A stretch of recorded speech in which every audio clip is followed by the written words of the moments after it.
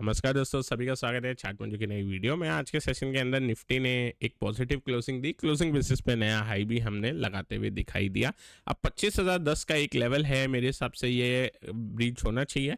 बायस जो है वो पॉजिटिव बना रहेगा। मिड कैप आज भी परफॉर्म किया, बैंक निफ्टी भी थोड़ा बहुत साइडवेज था। एक्सपायरी थी बैंक निफ्टी की, थोड़ा साइडवेज की ज़्यादा प्रोबेबिलिटी थी। अब यहाँ पे अगर हम बात करें निफ्टी की ओपनिंग की कल के लिए, तो एक गैप अप या गैप डाउन की ओपनिंग की पॉसिबिलिटी बन रही है, क्योंकि फेड रेट डिसीजन है आज। तो उसमें ज़्यादातर अनचेंज का ही प्रोबेबिलिटी ज़्यादा निकल के आ रहा है अगर हम न्यूज़ फ्लो भी देखें तो। लेकिन उसमें कमेंट्री जो है उस हिसाब से फिर मार्केट उसको डिस्काउंट करेगा। कमेंट्री पॉजिटिव आएगी तो मार्केट एक बार अपसाइड की मूव दे सकता है, और नेगेटिव आने पे मेरे हिसाब से ज़्यादा कुछ नेगेटिव होना नहीं चाहिए। तो बायस जो है वो अभी भी पॉजिटिव बना हुआ है। तो अब दोस्तों 25,000 अब गैप अप हो जाए ज़्यादा तो फिर कुछ नहीं देख, मतलब उसके अंदर कुछ नहीं कर सकते। बट गैप अप नहीं होता तो 25,010 का ये लेवल पे हम फोकस रखेंगे, या कुछ ऐसा न्यूट्रल निकल के आए और मार्केट हल्का सा गैप डाउन होके अगर 25,010 को फिर क्रॉस करे रिवर्सल देके, तो भी एक अच्छा खासा फिर व्यू बनाया जा सकता है on the higher side. Lower side पे मेरे हिसाब से कल के सेशन के लिए 24,800 एक स्ट्रॉन्ग सपोर्ट बन के आएगा, लेकिन 24,750 अगर निफ्टी इसके नीचे जाता है तो 24,500 तक एक बार व्यू बनेगा। लेकिन फिर भी एज सच प्रोबेबिलिटी जो है उसकी कम है, तो मैं इस पर क्रॉस मार रहा हूँ। लेकिन अगर कुछ न्यूज़ फ्लो बन के आएंगे तो मार्केट जो है एक बार थोड़ा बहुत हल्का सा करेक्ट हो सकता है। अभी बायस किस तरफ रहना चाहिए, आज का सेशन देख के, मिड कैप के सेशन देख के और जो काउंटर बिहेवियर दिखा रहे हैं उस हिसाब से बायस तो तेजी का ही बना हुआ है, और वही हम देखेंगे बैंक निफ्टी के ऊपर भी। अब बैंक निफ्टी का अगर मैं चार्ट लगाता हूं तो यहाँ पे देखो ब्रेकडाउन अगर हम देखें तो बैंक निफ्टी ने एक ब्रेकडाउन दिखाया, बट ब्रेकडाउन के बाद ये साइडवेज हो गया। अब आज बैंक निफ्टी की एक्सपायरी भी थी, तो मेरे हिसाब से अब बैंक निफ्टी रेडी होना चाहिए एक बार ब्रेकआउट देने के लिए। बैंक निफ्टी पे इंपॉर्टेंट कौन सा लेवल है जिसके ऊपर अब हम वॉच रखेंगे, तो थोड़ा एक एग्रेसिव लेवल जो निकल के आएगा वो 52,100 का निकल के आएगा, जो कि ये फॉलिंग रेजिस्टेंस लाइन है। इधर रेजिस्टेंस हमने 3 बार लगते हुए देखा इस लाइन पे।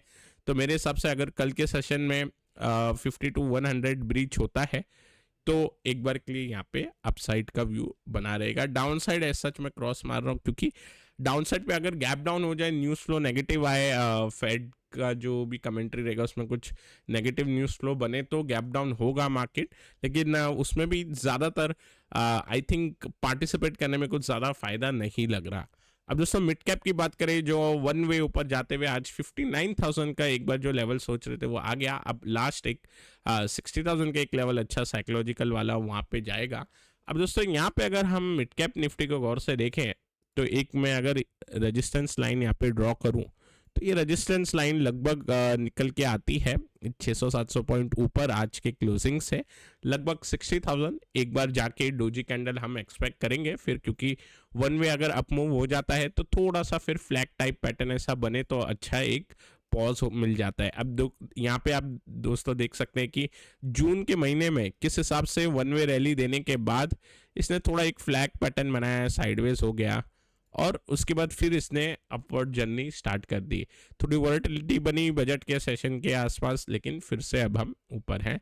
तो दोस्तों यहाँ पे ये जो अपमूव आई और अपमूव के बाद हॉल्ट आया, तो ये अपमूव हम देख सकते हैं कि अपमूव बनी, उसके बाद हॉल्ट आया, फिर अपमूव बनी।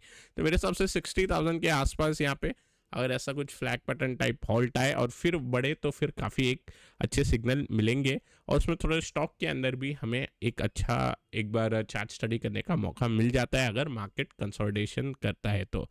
दोस्तों यहाँ पे डाउ का चार्ट देखते हैं। डाउ का चार्ट पॉजिटिव ही है।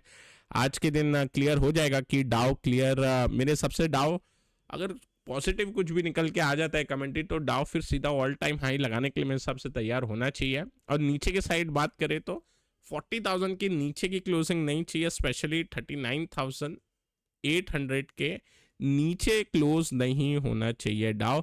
अगर 39,800 के नीचे क्लोज हो जाता है तो फिर डाउ थोड़ा बहुत करेक्ट हो सकता है 800,000 पॉइंट फर्दर। तो उम्मीद यही करेंगे कि डाउ थोड़ा स्ट्रांग रहे। और मैक्रो में देखें तो बॉन्ड यील्ड जो है वो नीचे गिर रही है। आप देखिए लास्ट के लगभग 5 दिनों से नीचे गिर रही है बॉन्ड यील्ड, और अब ब्रेकडाउन हो चुका है बॉन्ड यील्ड के अंदर। लोअर लो लोअर हाई प्रॉपर तरीके से यहाँ पे नीचे जा रहा है।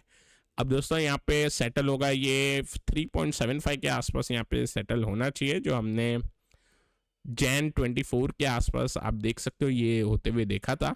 तो यहीं किधर एक सेटल होना चाहिए 3.75 के आसपास। और फाइनली डॉलर इंडेक्स जो है वो भी अब नीचे आ गया। तो कल जैसा मैं आपको बता रहा था कि ये नीचे आना चाहिए यहाँ से, ओके। और आज फाइनली फेड का रेट अनाउंसमेंट भी है, और कुछ अगर पॉजिटिव कमेंट्री मिले या नॉर्मल भी रहे तो एक ब्रेकडाउन के चांसेस है। 103.5 शायद आज ब्रेकडाउन हो जाए। अब इसका असर क्या देखने मिलता है ब्रेंट पे, तो अलग एक न्यूज़ फ्लो बन रहा है, तो ब्रेंट के ऊपर थोड़ा जियोपॉलिटिकल न्यूज़ फ्लो बन रहा है। बट यहाँ पे ब्रेंट अभी एक बार ऊपर गया है, और ब्रेंट थोड़ा बहुत चॉपी रह सकता है, वॉलेटिलिटी बन सकती है ब्रेंट के अंदर। तो ब्रेंट पे थोड़ा वेट एंड वॉच कर सकते हैं फिलहाल के लिए। कल के सेशन के लिए एक्सपेक्ट कर रहे थे कि 77 टच करे तो इंट्राडे में एक रिवर्सल अपॉर्चुनिटी बनती थी, लेकिन कल साइडवेज था और आज फिर एक बार के लिए ऊपर जाता हुआ दिखाई दिया। ओवरऑल ब्रेंड को एक बार अवॉइड कर सकते हैं थोड़े टाइम के लिए, यहाँ पे वॉलेटिलिटी बनी रहेगी। गोल्ड और सिल्वर की बात करें तो जिस हिसाब से बॉन्ड यील्ड नीचे जा रही है, हम देख रहे हैं गोल्ड भी फिर ऊपर जा रहा है, और सिल्वर ने वापस अपना जो एक चेंज ऑफ पोलैरिटी वाला लेवल था उसको रिक्लेम कर लिया है आज। और मेरे हिसाब से आज की क्लोजिंग लगभग 30 के आसपास हो सकती है अगर डॉलर इंडेक्स फर्दर नीचे गिर जाए। अब दोस्तों बात करते हैं काउंटर में। काउंटर कल जो हिंदुस्तान पेट्रो का एक काउंटर डिस्कस किया था, आज क्योंकि क्रूड के अंदर काफ़ी एक फास्ट अपसाइड मूव आई, तो आई थिंक थोड़ा HPCL के अंदर पैटर्न बेसिस पे काफ़ी अच्छा पैटर्न था, असेंडिंग ट्रायंगल था, उस वजह से थोड़ा साइडवेज हो गया। ब्रेकआउट हमें यहाँ पे आते हुए दिखाई दे गया है HPCL पे। अब इंपॉर्टेंट लेवल डाउन साइड पे बस हमें ध्यान रखना है कि 370 हमारा डाउन साइड का इंपॉर्टेंट लेवल है, और 370 के नीचे अगर जाएगा तो चार्ट पैटर्न खराब हो जाएगा। जब तक ये नहीं जाता तब तक बायस पॉजिटिव बना रहेगा। और मेरे हिसाब से जो असेंडिंग ट्रायंगल का ब्रेकआउट आज हुआ है, अब क्योंकि आई थिंक फेड का रेट डिसीजन भी था, तो ओवरनाइट रिस्क थोड़ा मार्केट के अंदर अगर हम देखें काउंटर, तो जो पोजीशन आई थिंक जो बनेगी फिर वो हमें कल के सेशन में बनते हुए दिखाई देगी। इस वजह से इस पे व्यू बायस पॉजिटिव ही रखेंगे।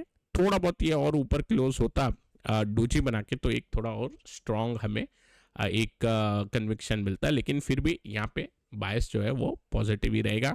अब अगर हम बात करते काउंटर की, तो एज सच क्योंकि कल फेड का रेट अनाउंसमेंट है, तो हम एक बार नया चार्ट स्टडी अभी अवॉइड करेंगे। ओल्ड वाले हैं उसी पे हम एक बार फोकस करेंगे।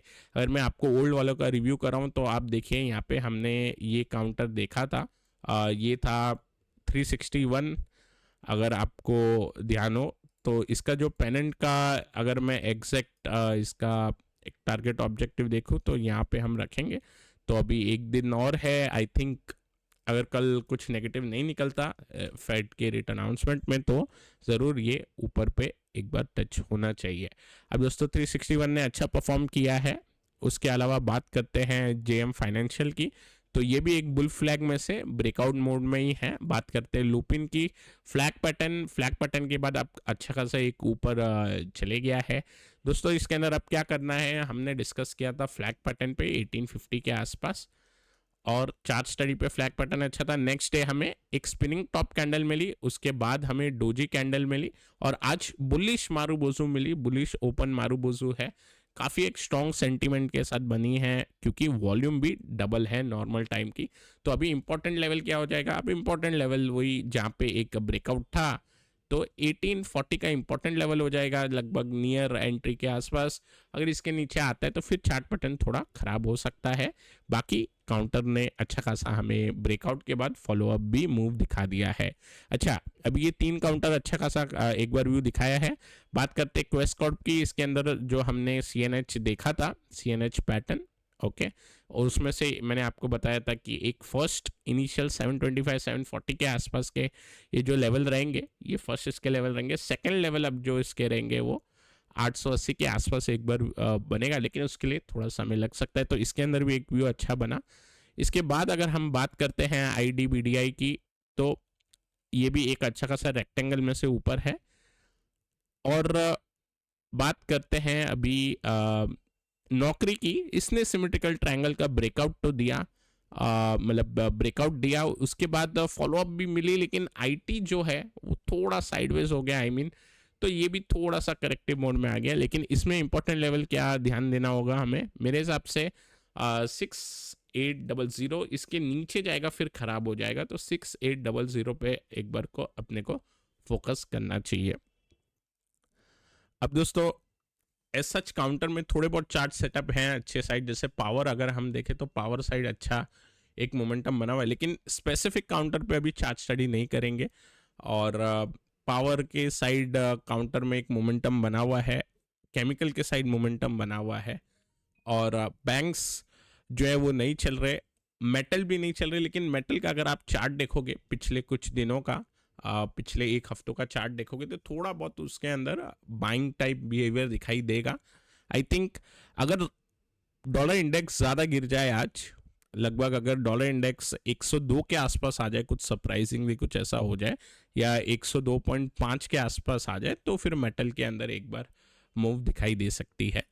बाकी आई होप आपको ये वीडियो पसंद आया होगा, पसंद आया तो ज़रूर लाइक करें, नए हैं हमारे चैनल पे सब्सक्राइब करना ना भूलें। Till then take care, I will meet you in the next video.